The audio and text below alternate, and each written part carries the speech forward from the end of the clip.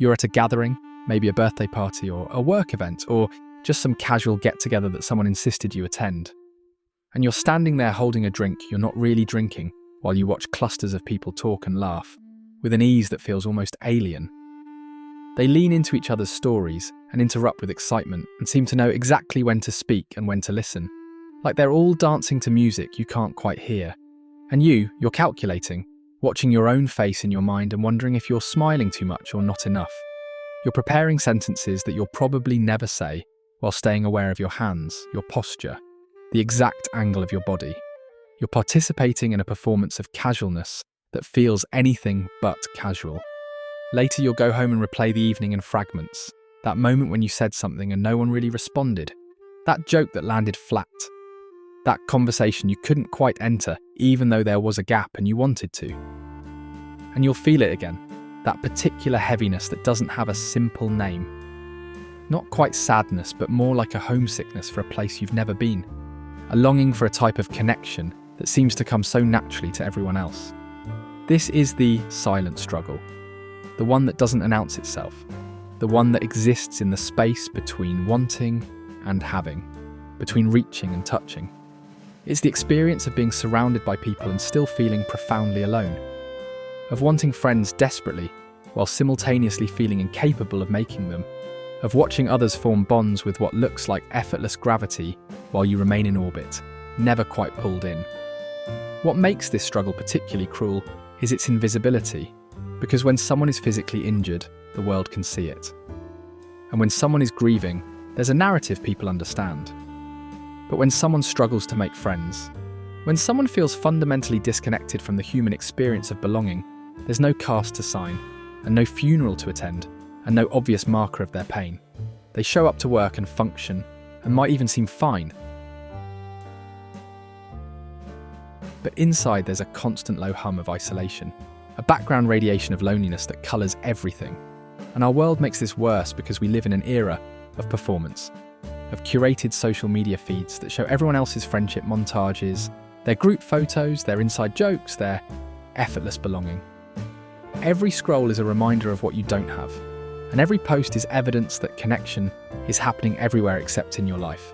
The irony is suffocating, because we're more connected than ever, and yet loneliness has become an epidemic, and the technology that was supposed to bring us together has somehow made the distance more visible, more measurable, more painful. What people don't tell you is how much energy it takes to struggle with friendship, how exhausting it is to feel like you're constantly translating between your inner world and the social world around you, how tiring it becomes to watch yourself from the outside, while always monitoring and always adjusting and never quite relaxing into the moment.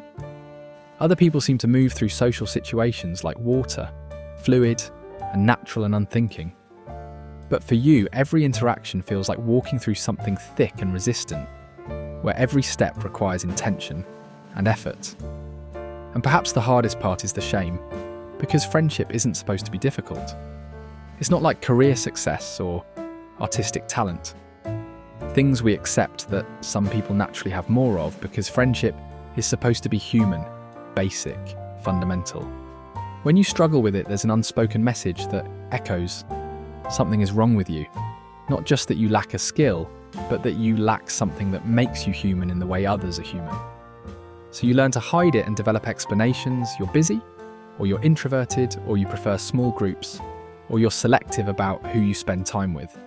These things might even be true, but underneath them is often something rawer, something you don't say out loud. I don't know how to do this. I don't know how to be the kind of person people want to be around. I don't know how to make this fundamental human thing happen.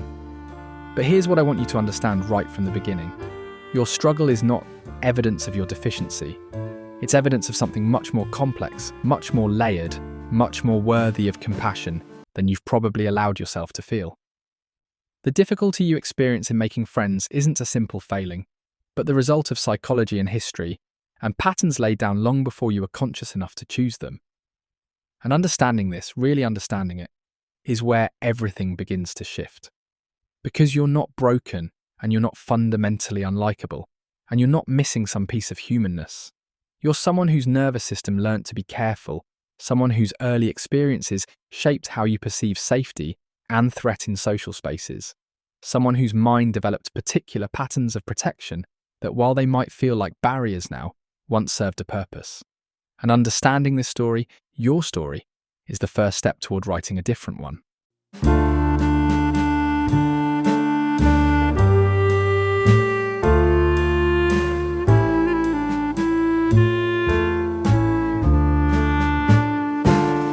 The difficulty you experience in making friends didn't begin yesterday, and didn't even begin in your adult life, though that's when you became most aware of it.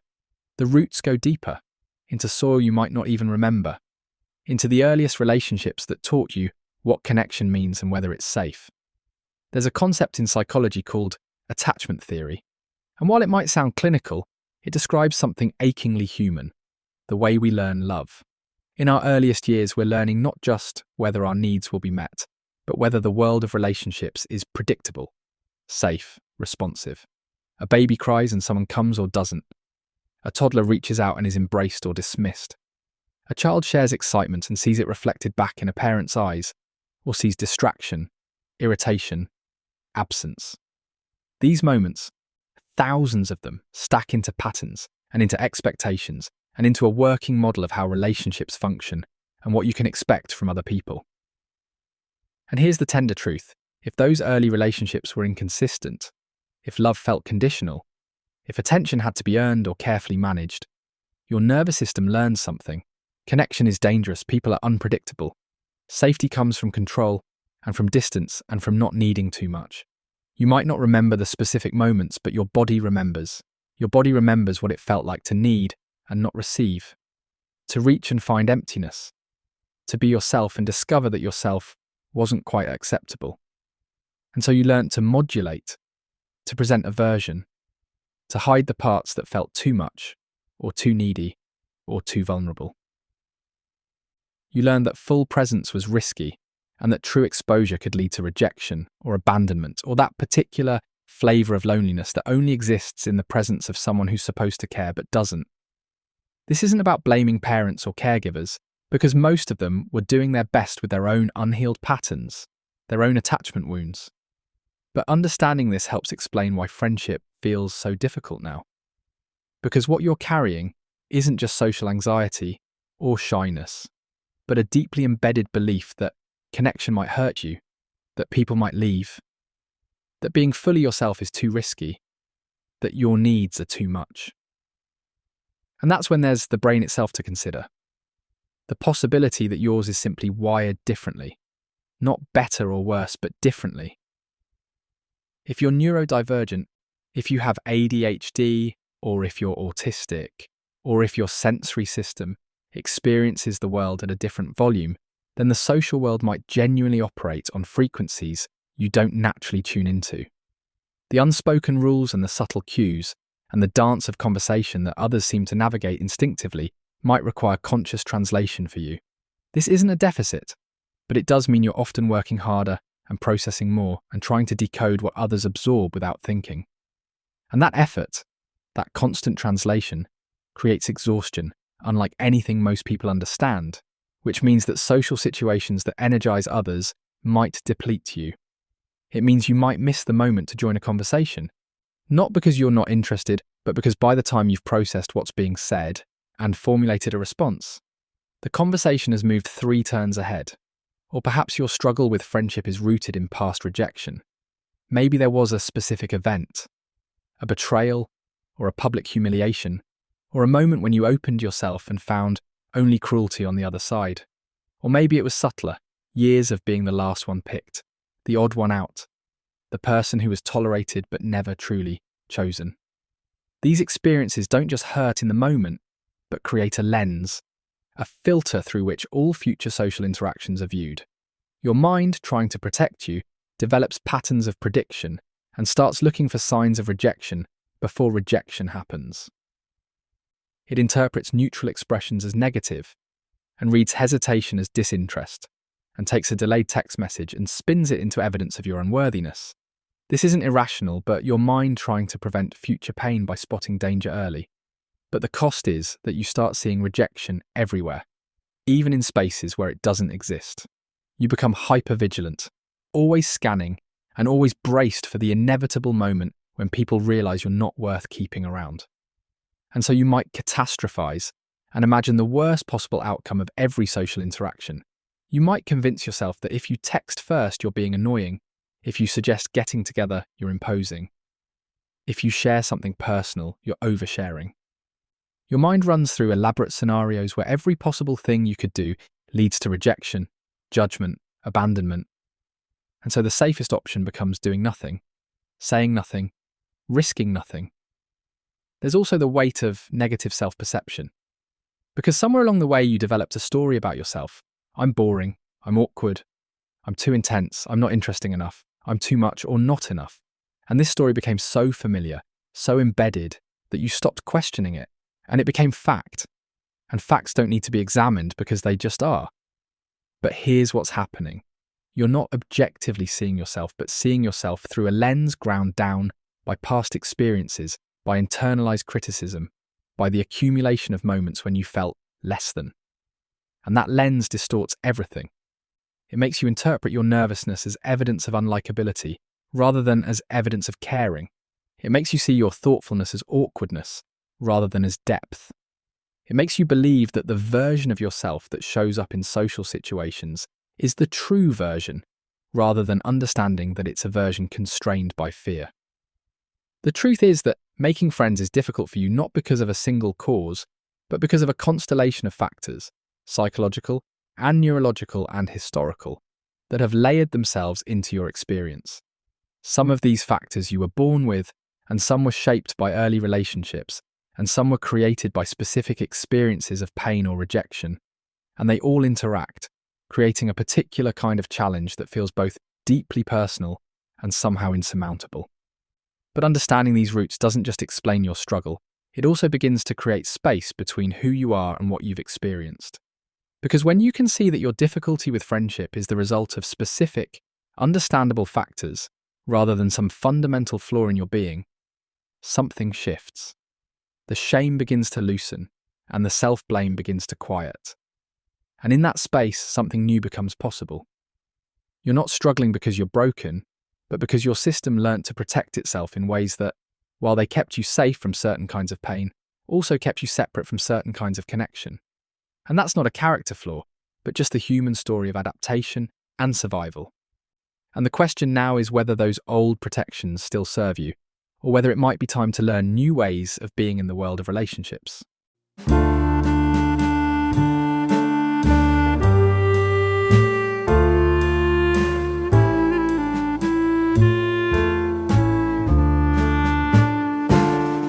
There's a particular cruelty to loneliness in that it doesn't just hurt but changes you. It alters your perception and your behaviour and your capacity to connect in the very moments when connection is what you need most. And this is where the struggle with friendship becomes a cycle, a loop that feeds itself, where the problem becomes both the cause and the effect. When you're lonely, when you've spent months or years on the outside of connection, your brain starts to shift into a state of threat because loneliness, from an evolutionary perspective, was dangerous. Our ancestors survived in groups, and isolation meant vulnerability to predators, to starvation, to death.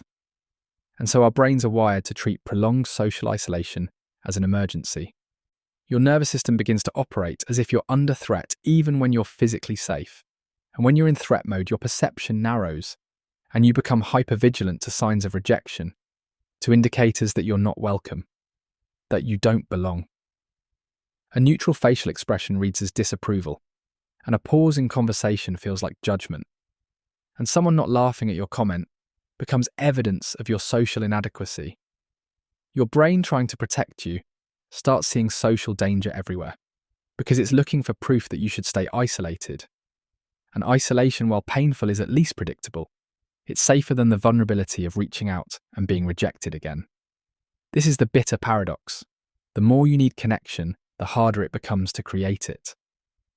Your loneliness makes you more sensitive to rejection, which makes you more cautious in social situations, which makes you come across as distant or disinterested, which makes others less likely to reach out to you, which deepens your loneliness. The cycle closes and the loop tightens. And that's when the withdrawal happens, because you want friends desperately and you ache for connection.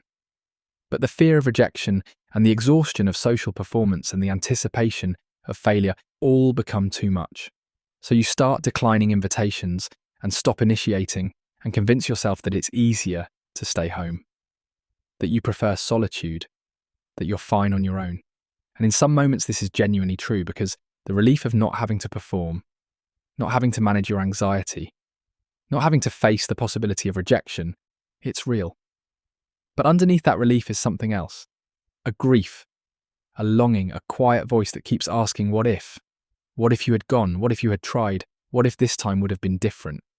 And so you're caught between two pains, the pain of isolation and the pain of attempting connection. And both hurt and both feel impossible. And so you oscillate, never quite committing to either and never quite finding peace in either. The longer this continues, the more your social skills atrophy. And this isn't about lacking intelligence or awareness, but about practice. Social connection, like any skill, requires repetition, because the reading of subtle cues and the rhythm of conversation and the ease of small talk and the ability to navigate group dynamics, these are all learned capacities that strengthen with use and weaken without it. When you withdraw from social situations, when months pass between meaningful interactions, you lose practice. And the next time you find yourself in a social situation, you're rustier and more awkward and more self-conscious, which confirms your belief that you're bad at this, which makes you less likely to try again. There's also the exhaustion of hypervigilance to contend with. Because when you're in a social situation, you're not just present in the conversation, but monitoring yourself constantly. You're watching your face and your tone and your body language while analysing how others are responding to you. You're replaying what you just said and wondering if it was stupid, if you said too much, if you should have stayed quiet.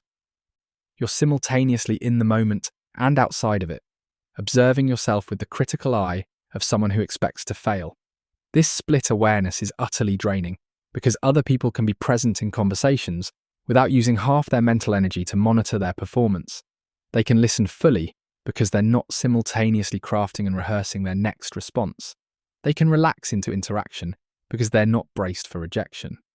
And this difference in cognitive load means that social situations that energize others deplete you, which means you need more recovery time, which means you're less available for the repeated interactions that actually build friendship. And here's another layer.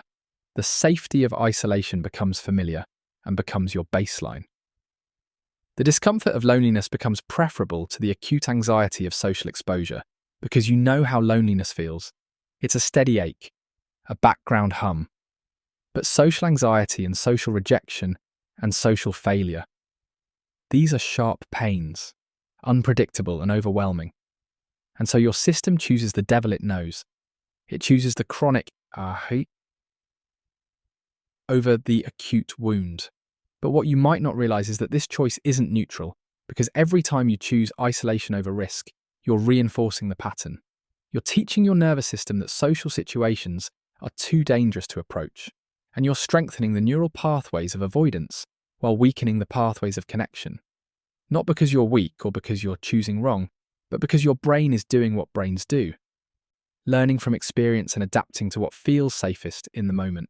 The cycle continues and the loneliness deepens, and the fear grows and the avoidance increases.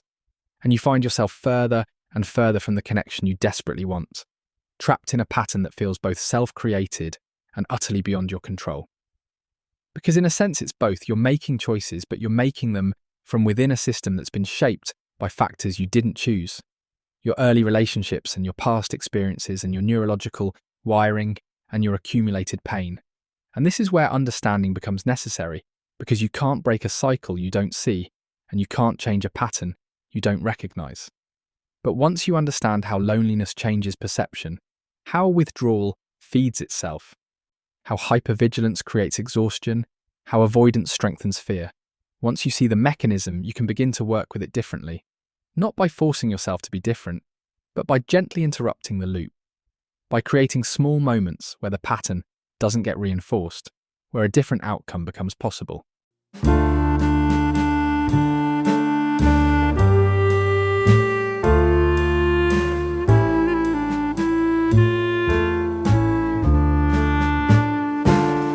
Beyond the psychological roots and the self-perpetuating cycles, there are other barriers to friendship that often go unexamined.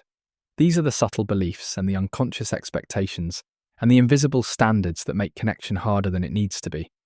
And often these barriers feel like truths about the world when they're actually just stories you've been telling yourself. There's the perfectionism, the belief that friendship should look a certain way and feel a certain way and happen in a certain way. You might have an image in your mind of what real friendship looks like: effortless conversation and deep understanding and unconditional acceptance. The kind of bond where you finish each other's sentences and never feel awkward or self-conscious. And this image, beautiful as it is, becomes a measuring stick that no real relationship can match.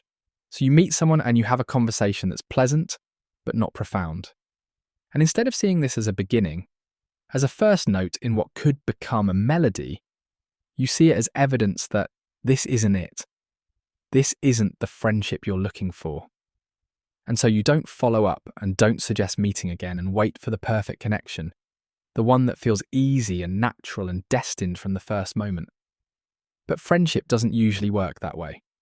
Friendship is built slowly through repeated small interactions, through showing up even when it's awkward, through pushing through the initial strangeness until a familiarity creates ease. Your perfectionism might also show up in how you present yourself, because you believe that you need to be interesting enough and funny enough and put together enough to be worthy of friendship. And so you curate yourself carefully while hiding anything that might be too much or too weird or too vulnerable. You present a version of yourself that feels safe and acceptable. But in doing so, you prevent the very thing that creates real connection, being known, because people don't connect with your perfect version, but with your real one. Then there's the fear of vulnerability, which isn't quite the same as social anxiety, because this is specifically about emotional exposure, about letting someone see the tender parts of you, the parts that need and the parts that hope and the parts that have been hurt. Vulnerability is where intimacy lives, but it's also where rejection hurts most. And so you might find yourself in a pattern of keeping things light and keeping things surface and never quite letting anyone in. You have conversations, but they don't go deeper. You spend time with people, but they never quite become close. Not because they're not interested, but because you're carefully maintaining distance even as you long for closeness. There's also the comparison trap, which social media has amplified into something almost unbearable, because you see other people's friendships, the photos and the stories and the effortless-looking gatherings, and you measure your experience against them. You see their highlight reels and compare them to your behind-the-scenes. You see their group of friends and feel the absence of your own. And what you don't see is their loneliness and their own struggles, and their moments of feeling left out or disconnected. You're comparing your complete, messy internal experience to their curated, external presentation, and in that comparison you will always come up short. Sometimes the barrier is simply mismatched expectations, because you might be looking for depth in a world that often operates on breadth. You might want meaningful conversation in a culture that values small talk. You might need slower-paced connection in an environment that rewards quick rapport. And when your needs don't match the social environment around you, it's easy to conclude that something is wrong with you. But maybe nothing is wrong. Maybe it's just a mismatch between what you need and what's readily available. There's also the exhaustion of masking, particularly if you're neurodivergent or highly sensitive, because the constant effort of presenting as normal, of suppressing your natural responses, of performing a version of yourself that fits social expectations, is depleting in ways that are hard to articulate. And so even when you do make social connections, they don't feel entirely real, because the person people are connecting with isn't entirely you. It's a performance. And you're left with the hollow victory of being included while also being unseen. And sometimes the barrier is environmental. Maybe you're in a life stage where friendship formation is genuinely harder, after college or after a major move, or in a new city where everyone already has established social circles. Maybe your work is isolating, or maybe your interests are niche, or maybe you live somewhere that doesn't have the natural gathering spaces where casual connection happens. These practical realities matter because they create friction that makes the already difficult work of making friends even more challenging. Understanding these hidden barriers doesn't immediately dissolve them, but it does something worth noting. It helps you see that your struggle isn't just about you. It's about the interaction between who you are and the environment you're in, between what you need and what's available, between your expectations and reality. And in that seeing, there's a softening, a recognition that maybe you're not fundamentally flawed, but maybe you're just navigating a genuinely difficult landscape with barriers that aren't always visible, but are very, very real.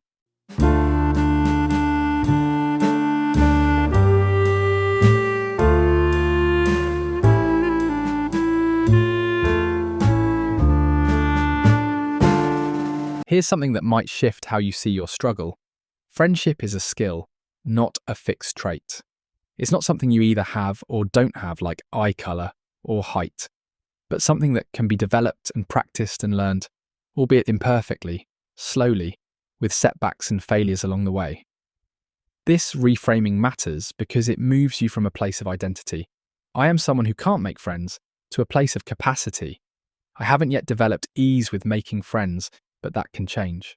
And that small shift, that movement from fixed to fluid, creates possibility, not false hope, and not toxic positivity, but genuine possibility, grounded in the understanding that patterns can be interrupted, that cycles can be broken, that you are not forever defined by your past experiences.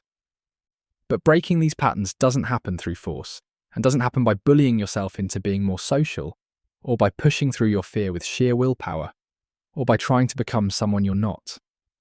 That approach only reinforces the shame, and only deepens the belief that you need to be different in order to be worthy of connection. Instead, it begins with self-compassion, with turning toward yourself with the same gentleness you'd offer a friend who was struggling, with recognizing that your difficulty with friendship isn't evidence of your deficiency, but evidence of your history, your wiring, your accumulated experiences of pain and protection. When you can hold yourself with kindness rather than judgment, something begins to soften, the hypervigilance eases slightly, and the self-criticism quiets. And in that softening, there's space for something new. From that place of compassion, you can begin taking small steps, not giant leaps and not dramatic transformations, but gentle experiments in doing things slightly differently. Maybe you say yes to one invitation you would normally decline, or maybe you text one person you've been thinking about, or maybe you stay at the gathering for 20 minutes instead of leaving immediately. These aren't grand gestures, but small acts of courage that honour your fear while also gently challenging the pattern. And what matters here is that these steps need to be small enough that failure doesn't devastate you, because there will be failures, and there will be awkward moments, and there will be times when you reach out and don't receive the response you hoped for. There will be conversations that feel stilted and uncomfortable, but if your steps are small, and if your expectations are realistic, then these setbacks become information rather than evidence. They become part of the learning process rather than confirmation of your unworthiness. You might also need to reframe what friendship actually is, not the idealized version, and not the perfect intimacy that exists in movies and novels, but the messy, imperfect, gradual reality. Friendship is often built on shared activities rather than deep conversation, and it's developed through repeated, low-stakes interactions rather than intense emotional bonding. It's about showing up consistently, even when it's awkward, and even when the connection doesn't feel profound yet. This means embracing the concept of quality over quantity, because you don't need a large social circle, and you don't need to be popular or widely liked. You need one or two people with whom you can be genuinely yourself, and finding those people might mean going through many surface connections, many almost friendships, many people who are pleasant but not quite your people. This isn't failure, but the normal process of finding genuine fit. Which brings us to the question of where to find your people. Because if you've been struggling to make friends in the environments you're currently in, then maybe those aren't your environments. Maybe the bar scene doesn't work for you, and maybe networking events feel forced, and maybe the activity groups you've tried haven't felt right, and that's acceptable. The question then becomes, where are people who share your actual interests and your actual values and your actual pace? This might mean looking in less obvious places, like online communities centered around specific interests or classes, and workshops in subjects you genuinely care about, or volunteer organizations aligned with your values or niche hobby groups. Places where the activity itself provides structure and shared purpose, so the pressure isn't entirely on conversation and performance. Places where you can be around people repeatedly without the intensity of forced bonding. And as you navigate this, remember that you're allowed to move at your own pace. You're allowed to need more time to warm up than others, and you're allowed to prefer text communication over phone calls, and you're allowed to need recovery time after social interactions. You're allowed to have boundaries around your energy and capacity because these aren't flaws to overcome, but aspects of yourself to work with, to accommodate, to honour. There's also wisdom in recognizing when you might benefit from support beyond self-directed change, because therapy, particularly approaches like cognitive behavioural therapy or psychodynamic work, can help untangle the deeper patterns, the attachment wounds, the cognitive distortions that keep you stuck. There's no shame in seeking help because, in fact, seeking help is often the most courageous thing you can do, acknowledging that you can't do this alone, that you need guidance, that your struggle is significant enough to deserve professional support. But what breaks the pattern isn't any single strategy or technique. It's the gradual accumulation of different experiences where you reach out and aren't rejected, where you're awkward and people are kind anyway, where you show up as yourself and find acceptance rather than judgment. These new experiences don't erase the old ones, but they begin to create evidence for a different story, a story where connection is possible, where you are worthy of friendship, where your particular way of being in the world can find resonance with others. This won't happen quickly, and it won't happen without discomfort, and it won't happen without moments of doubt and setback. But it can happen, not because you become someone different, but because you gradually, gently, courageously begin to show up as who you actually are, and discover that who you are is enough, has always been enough, that the struggle was never about your fundamental worthiness, but about the accumulated barriers between you and the connection that was always possible. You are not broken, and you are not fundamentally alone. You are someone learning to reach across the distance that fear and pain and protection have created, and that reaching, imperfect and tentative and brave, is where everything begins.